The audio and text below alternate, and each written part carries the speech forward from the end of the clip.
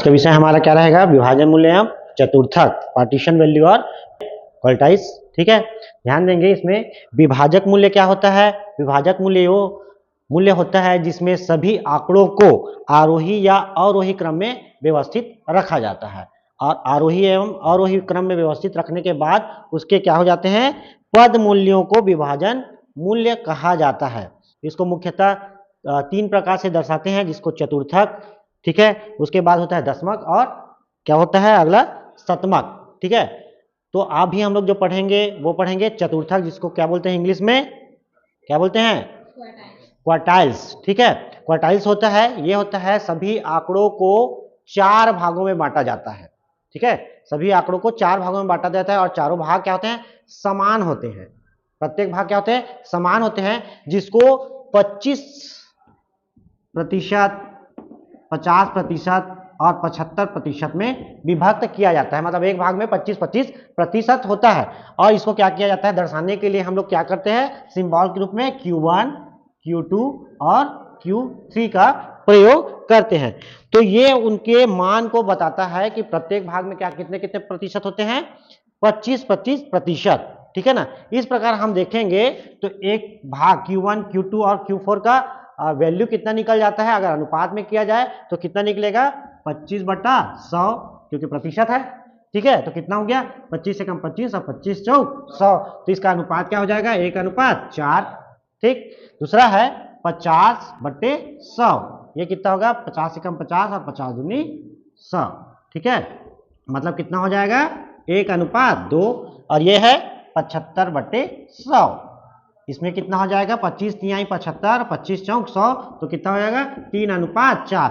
तो ये अनुपात में भी इसको विभक्त किया जा सकता है। ये भी एक तरीके से डेटा का विभाजन मूल्य या पद मूल्य कहलाता है। ठीक है, इसमें इनके मान को ज्ञात करने के लिए सूत्र दिया गया है, जिसको हम लोग क्या किया जाता है? Q1, Q2 और Q3, ये क्या है? मान ज्ञात करने का सूत्र इसमें प्रदान किया गया है। ठीक है, इसके सूत्र क्या क्या होते हैं उसको देख लेते हैं। Q1 का सूत्र क्या होता है? n+1/4 पद। ठीक है, Q1 का मान ज्ञात करने का सूत्र क्या है? n फॉर नंबर प्लस 1/4 पद। इस पद में आने वाला क्या हो जाएगा? Q1 का मान हो जाएगा, जो भी रहेगा वो जब हम प्रश्न बनाएंगे उस समय देखेंगे। उसी प्रकार Q2 का क्या हो जाता है? 2 इंटू क्या हो जाएगा? n+1/4 पद। यहां पे जो निकलेगा इसको करेंगे सॉल्व, तो जो निकलेगा वो Q2 का मान हो जाएगा। ठीक है, उसी प्रकार Q3 का क्या हो जाएगा? 3 इंटू n+1/4। ठीक है, यहां पे इसका क्या करेंगे? सॉल्यूशन करेंगे, तो यहां पे जो निकलेगा वो क्या कहलाएगा? वह पद, और यहां पे जो निकलेगा वो क्या कहलाएगा? Q3 का मान। इस प्रकार ये क्या होता है? सतत या खंडित श्रेणी द्वारा चतुर्थक निकालना। ठीक है, तो इस प्रकार इसको ज्ञात किया जाता है। उसी प्रकार अखंडित श्रेणी के द्वारा चतुर्थक गणना करने की एक और सूत्र है, जो अखंडित श्रेणी के अंदर है। अखंडित श्रेणी, अखंडित श्रेणी द्वारा चतुर्थक ज्ञात करने का सूत्र है। इसको भी हम लोग Q1 से ही दर्शाएंगे। Q1 बराबर क्या होता है? n/4 पद। ठीक है, ये अखंडित श्रेणी का द्वारा लिया जाता है, जिसमें क्या था? खंडित में क्या है? n प्लस, ठीक है, /4 है। यहाँ पे क्या है? सीधा n/4 वह पद। यहाँ पे जो आएगा अखंडित श्रेणी में क्वार्टाइल्स 1 का क्या हो जाएगा? वैल्यू निकल जाएगा यहाँ पे। उसी प्रकार Q2 का क्या हो जाएगा? 2n/4 वह पद। यहाँ पे क्या हो जाएगा? Q2 का क्या किया जाएगा? वैल्यू ज्ञात कर ली जाएगी। ठीक है, उसी प्रकार Q3 का क्या हो जाएगा? 3n/4 वह पद। यहां पे जो पद रहेगा उसके सामने वाला जो भी रहेगा वो उसका क्या हो जाएगा?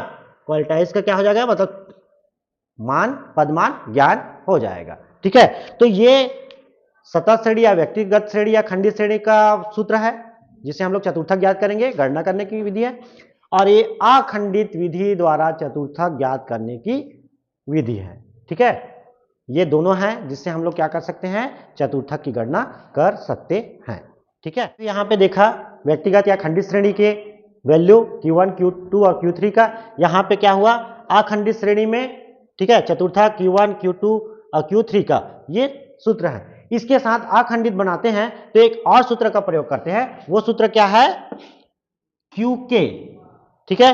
QK बराबर क्या होता है L1 plus L2 minus L1 upon F, और यहाँ पे क्या होता है QK माइनस C, ठीक है। ये एक और सूत्र है जिसके द्वारा चतुर्थक के पदमान का वैल्यू ज्ञात किया जा सकता है, मूल्य ज्ञात किया जा सकता है। इसको कोई भी विद्यार्थी आके बताएंगे क्या इसको? बताओ फिर इसको डिफाइन करो, क्या है इसका? क्योंकि का मतलब है प्रथम, द्वितीय एवं तृतीय चतुर्थक होता है, और L1 का मतलब होता है वर्ग की निम्न सीमा, और प्लस L2 का होता है निम्न वर्ग की उच्च सीमा होता है, और F का होता है चतुर्थक वर्ग की आवृत्ति, और C का होता है चतुर्थक वर्ग से पहले की वर्ग संचयी आवृत्ति। ठीक, गुड। विभाजन मूल्य बताओ। आंकड़ों को आरोही या अवरोही क्रम में व्यवस्थित करना, उन्हें विभाजन करना विभाजन मूल्य कहलाता है। प्रथम, द्वितीय और तृतीय चतुर्थक है। क्योंकि का मतलब L1 का मतलब वर्ग की निम्न सीमा है, L2 का मतलब वर्ग की उच्च सीमा है, F का मतलब वर्ग की आवृत्ति है, और C का मतलब चतुर्थक वर्ग के ठीक पहले की संचयी आवृत्ति।